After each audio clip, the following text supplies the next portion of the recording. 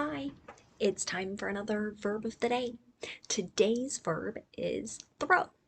Let's take a look at some of the definitions or ways that we use this verb. The first way you're likely to hear throw used is to mean to propel something through the air by a movement of the arm and hand, right? So think that kind of motion or perhaps underhand, right? So taking an object, moving it with your hand and arm through the air. The reason I've picked this verb today is because we're getting very close to the beginning of the Olympics. And if you follow this event and if it gets held, you are likely to hear this verb used in a number of different ways in a variety of sports or events. So there are throwing events with track and field. Throw is an action that baseball and softball players do. Even soccer players or football players can also use and throw the ball. A second way you might hear throw used is to mean to deliver a punch. So again, we might hear this word used in the sport of boxing, another Olympic event. A third way you can use the verb throw is to mean to direct a particular look or facial expression. So I think with many people, there is a certain look that a mother can give her children that lets them know you better stop that, right? So something with the eyes. And so you might hear a phrase of throwing someone a particular look. A fourth way you might hear the verb throw used is in connection to a fit or a tantrum. So this could involve yelling, crying. If it's a really young child, there might be lying on the ground and stomping, moving one's fists up and down. But perhaps you've heard the phrase, he threw a fit, or she is throwing a tantrum. So a fifth way, and slightly more fun way to use this verb throw is to refer to hosting a party, right? So if you hosted and it's for your friend's birthday, right, you might be saying, I'm throwing my friend a birthday party. You should know that throw is an irregular verb. To make the progressive tense, all I'm going to do is add ing. Now, in the past, I've had many students say to me, Katie, you have told me that when a verb, particularly a one-syllable verb like throw, ends in a consonant, vowel, consonant, then I need to double that last consonant. But we're not doing that here, so there's not a second W. And the reason is the O and the W together are making our vowel sound. So that's why we're not doubling the W. The past tense form of this verb has a spelling change. So we change the vowel O to the vowel E to form through. And the participle, again, has a different spelling change. So we go back to our base verb and add an N to form thrown. Okay. Now, the phrasal, or I should say the verb throw, has a number of different phrasal verbs. So you can see from the note on the top right side of my screen, we are going to discuss a number of them today, but I want to note these are not all the phrasal verbs or all the meanings. I have tried to focus today on meanings that are really different from that very first definition we looked at. So as people take an object, use their hand and arm, right, to do that motion, they might throw at someone, they might throw over something, but again, it all connects back to that general motion or action we looked at in our first definition. So on these next two pages, I'm going to focus on different meanings. So I just mentioned that idea of throwing an object at a person, but throw at can have a different meaning, which is to use a large quantity of some resource. An example of this might be, they've been throwing money at the problem but it still isn't fixed. So here, this idea is they, the actors, the subject in this verb, have been using a large quantity of money to try and fix some sort of issue. And that's why we're using the phrasal verb throw at. I will note that when we use this particular meaning, we're always separating the verb throw and the preposition at. And I'll also note this example sentence here, they've been throwing money at, is an example of the present perfect progressive. So we're talking about an action started in the past, continues into the present. The next phrasal verb we'll look at is to throw away. This can have a couple different meanings. One is to discard or dispose of something. An example of that might be, please throw away that wrapper. So someone's asking you to put it in the trash, discard it, dispose of it. This is an example of an imperative, a command. So we don't have a stated subject in this sentence. We're just telling someone what to do. A second way to use throw away is to mean to waste, misuse, or mismanage something. So maybe we have resources, right? But we're not using them well.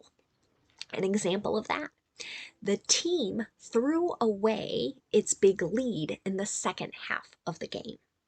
So here, the idea is the team was winning by a lot, but it was wasted.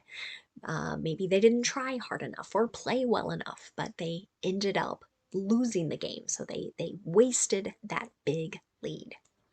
Another phrasal verb you might hear is to throw in. And that can have a couple different meanings. We're just going to focus on one today, to add something to a particular deal. So you might hear this phrasal verb in commercials or advertisements.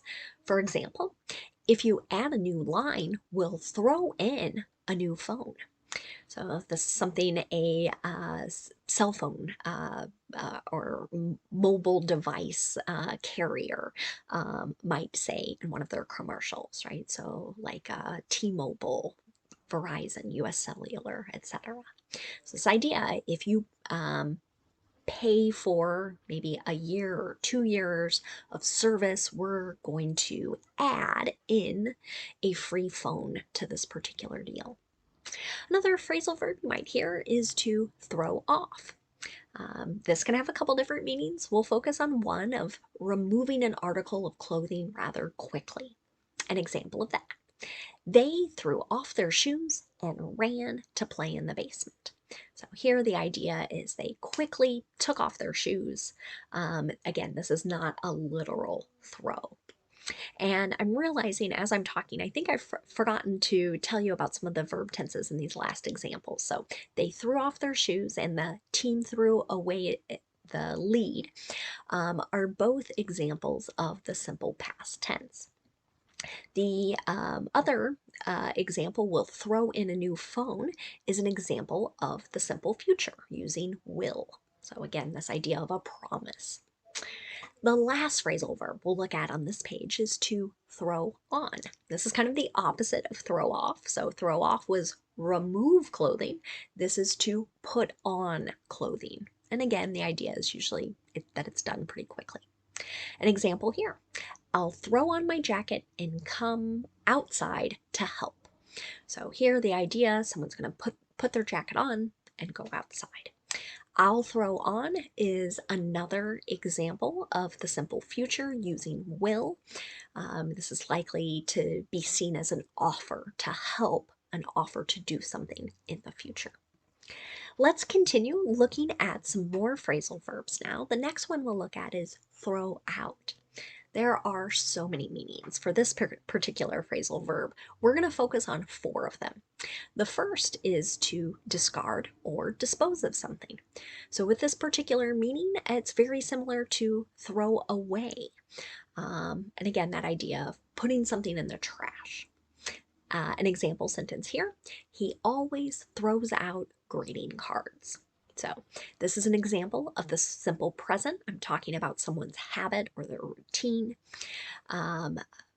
Many people, myself included, like to keep greeting cards for a long time, go back, read them, remember how thoughtful maybe something someone wrote to me.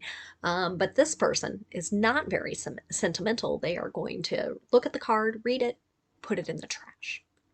A second way to use throw out is to mean to reject, dismiss, or expel. This can be rejecting something or someone.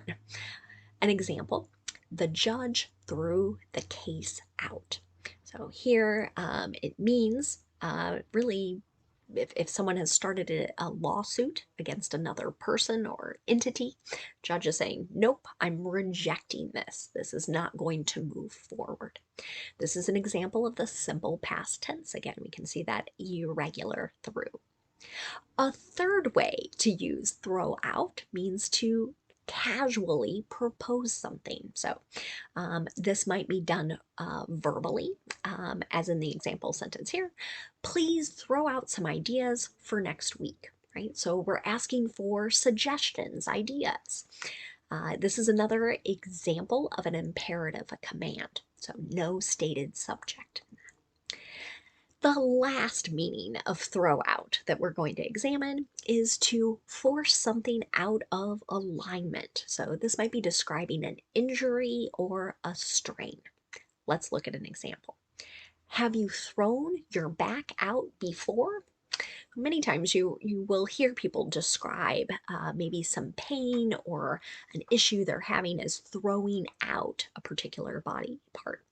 I've heard back a lot. So again, meaning I've maybe strained ligaments or muscles or something and it's causing a lot of pain. You'll hear people saying they've thrown their shoulder out. So maybe it's a little out of place. They need to see a therapist or doctor to have things looked at and come back into alignment. Have you thrown your back out before is a yes or no question in the present perfect. We've got two more phrasal verbs to look at. The first is to throw together. This means to make something quickly or arrange something quickly. Here's an example sentence. We'll throw together a quick dinner before we head to the children's activities. So here, maybe spouses are talking together, kind of forming a plan. This essentially means we're going to make a very quick dinner. I'm not going to spend hours cooking because we have all of these other things to do.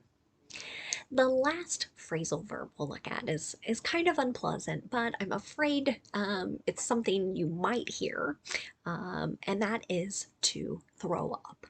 And it means to vomit. You might hear other people say get sick, and this means physically ill, right? So maybe something you have eaten is going to come back up and out of your mouth. An example of this in a sentence would be, he threw up after riding the roller coaster. So again, another simple past tense sentence. The kind of up and down of the roller coaster made him feel sick and it caused him to vomit. Now, let's spend just a couple minutes looking at words that are related to our verb throw. The first word we're going to look at is just the noun form of this word. So the first way this noun could be used is to just refer to the act of throwing something. An example of this could be, his throw went over his teammate's head. So we can see that possessive adjective his right before the noun there, and that's one indication that this is a noun. A second way you might hear throw used is to refer to a light cover. So this can be kind of hard to visualize. I've got a picture to help us here. If someone said, I bought a new throw, or I bought a new throw rug, the idea is the rug is very small in that you could just take it and essentially kind of throw it and it will lie flat on the ground. It's not going to require several people to like slowly unroll it. So I think that picture there has kind of a nice picture of something that's small. It's not covering the whole floor of the room. And you might hear throw pillow, throw rug, and again, it's generally referring to a cover that's on the smaller side, kind of that idea of you can just toss it with your hands and it goes where it needs to go. The last word we're going to look at today is the noun thrower. And that suffix er is hopefully telling you, oh, that's a person who throws something. Here's an example of this noun in a sentence. Olympic throwers will begin competing on Thursday, July 29th. So, in the sport of track and field, there are 4 events that involve throwing. We'll see if I can do this properly off the top of my head. It's the discus, the shot put, the javelin, and the hammer throw, right? So, they're different things of different weight. The throws are done in different motions, and that's why we have these 4 different events. And so you'll see both men and women competing in those events. Thanks so much for watching today's video. I hope you have a great day.